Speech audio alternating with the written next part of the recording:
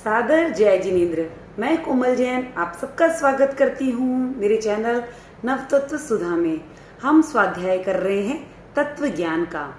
मेरे पिछले वीडियो के अंदर हमने उपयोग के 2 प्रकार या फिर उपयोग के 12 प्रकारों के बारे में हम जानकारी कर रहे थे। तो उसी का ये पार्ट 2 वीडियो है, उपयोग के 2 प्रकार पार्ट 2। एक रिकैप ले लेते हैं। इससे पहले वीडियो में मैंने उपयोग के प्रकारों में 5 ज्ञान को समझाया: मति ज्ञान, श्रुत ज्ञान, अवधि ज्ञान, मनः पर्यव ज्ञान और केवल ज्ञान। अगर आप मेरा ये वीडियो देख रहे हैं और आपने पहला वीडियो नहीं देखा है तो सबसे पहले आप इसका जो पार्ट 1 वीडियो है वो देखें, तभी आपको पार्ट 2 वीडियो भी अच्छे से समझ में आएगा। तो इस वीडियो में हम 3 अज्ञान और 4 दर्शन के बारे में जानेंगे। मति ज्ञान 5 इंद्रियों और मन के द्वारा जो ज्ञान होता है वह मति ज्ञान, शब्द संकेत के द्वारा जो ज्ञान होता है वह श्रुत ज्ञान, और इंद्रिय और मन की सहायता के बिना मूर्त पदार्थों का ज्ञान वह अवधि ज्ञान। इंद्रिय और मन की सहायता के बिना सामने वाले व्यक्ति की मानसिक आकृतियों का ज्ञान मनः पर्यव ज्ञान, और इंद्रिय और मन की सहायता के बिना आत्मा के द्वारा मूर्त अमूर्त सभी पदार्थों की सब पर्यायों का साक्षात करना केवल ज्ञान। ये मैंने पिछली वीडियो में पूरा डिस्क्राइब किया। अब हम बढ़ते हैं 3 अज्ञान की तरफ।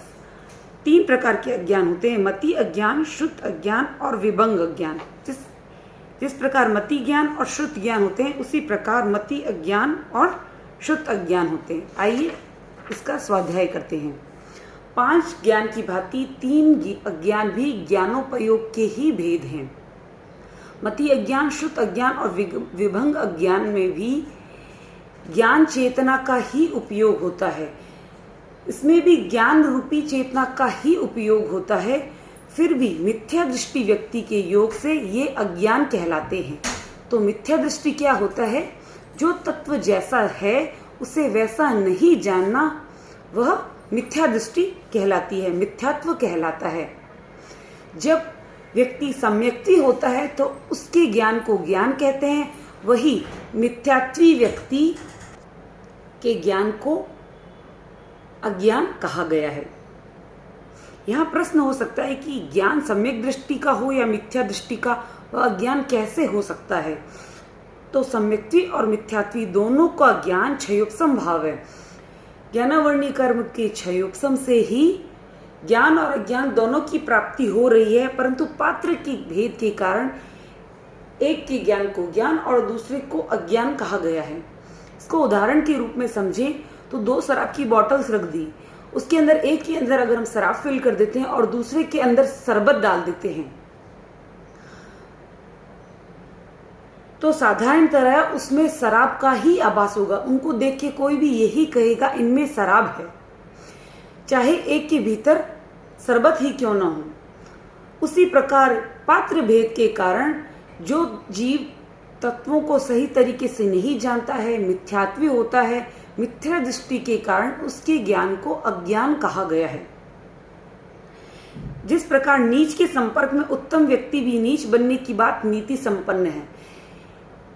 अगर कोई शराबी व्यक्ति बैठे हैं, उसके साथ कोई शराब नहीं पीने वाला व्यक्ति भी अगर बैठा रहेगा तो दूर से देखने वाले को यही लगेगा कि अरे यहाँ तो शराबी बैठे हैं, चाहे उसमें से वह व्यक्ति शराबी नहीं है, लेकिन उनके संपर्क में आने के कारण उसे भी शराबी कह दिया जाता है। इसी प्रकार मिथ्यात्वी के संयोग से भी ज्ञान भी अज्ञान बन जाता है। अज्ञान के भेदों को परिभाषित करने की अपेक्षा नहीं है, क्योंकि जिस प्रकार मति ज्ञान है जिस प्रकार मति ज्ञान उस प्रकार मति अज्ञान, वह भी 5 इंद्रियों और मन के द्वारा जो चेतना का व्यापार होता है वही होता है। उसी प्रकार जो श्रुत ज्ञान हमने समझा वही श्रुत अज्ञान है। केवल जो मिथ्यात्वी होगा उसके ज्ञान को वहां अज्ञान कह दिया गया है।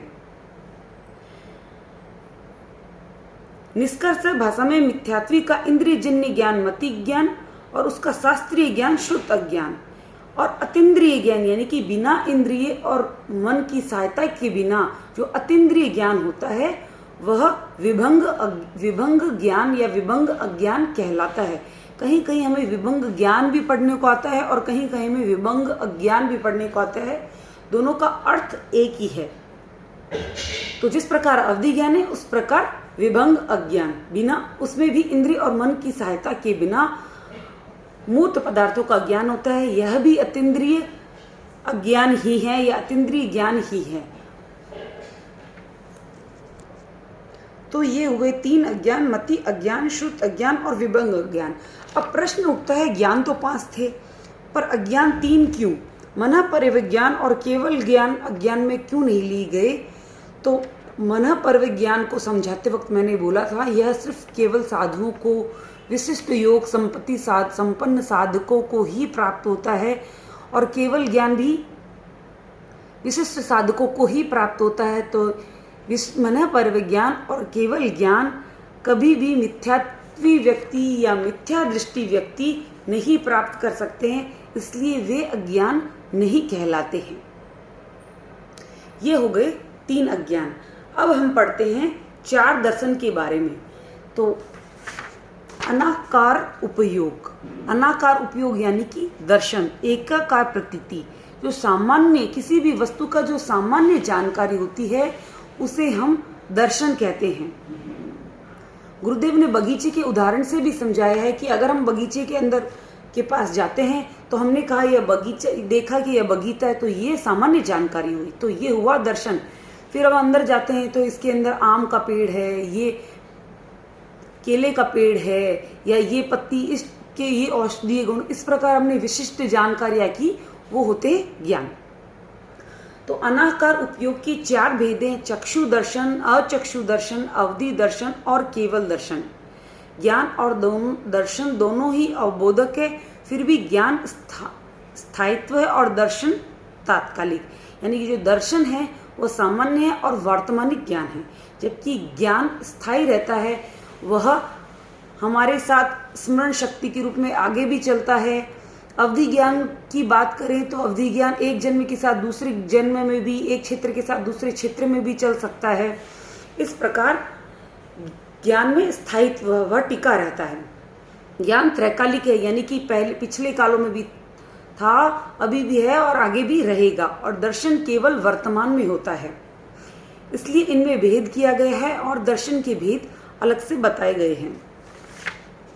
तो दर्शन में पहला है चक्षु दर्शन। आंखों से जो सामान्य अवबोध होता है वह चक्षु दर्शन है। आंखों के द्वारा हम जो सामान्य जानकारी प्राप्त करते हैं उसे दर्शन कहते हैं। जैसे कि मैंने इस पेज को देखा, यह एक पेपर है, तो ये मैंने सामान्य जानकारी प्राप्त की आंखों से देखकर, तो यह हो गया चक्षु दर्शन। उसके बाद अचक्षु दर्शन। तो आंखों के अतिरिक्त चारों इंद्रियों और मन से जो सामान्य अवबोध होता है वह अचक्षु दर्शन कहलाता है। आंख के अलावा हम कान, नाक, स्पर्श आदि इंद्रियों से भी ज्ञान प्राप्त करते हैं। जैसे कि एक आम है, मैंने आंखों से देखा और जाना कि ये आम है, लेकिन हम सूंघ कर भी बता सकते हैं कि ये आम है। आम के स्वाद को चख के भी बता सकते हैं कि यह आम है। हम स्पर्श करके उसकी शेप और स्ट्रक्चर को फील करके भी हम बता सकते हैं आम है। तो इस प्रकार हम आंखों के अलावा भी चीज़ों का ज्ञान दूसरी इंद्रियों से, मन से करते हैं। तो आंख के अतिरिक्त इन चारों इंद्रियों को भी स्थान मिल गया, तो इसके लिए एक अलग से बोल बन गया, ये हो गया अचक्षु दर्शन।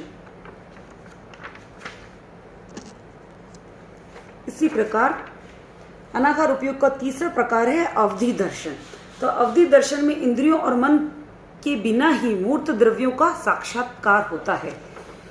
ज्ञान में, अवधि ज्ञान में हमने विशद रूप से जाना था मूर्त पदार्थों को, यहाँ हम सामान्य रूप से जानते हैं। केवल दर्शन में अनावृत आत्मा के द्वारा रूपवान और यानी कि मूर्त और अमूर्त सभी द्रव्यों का साक्षात्कार होता है।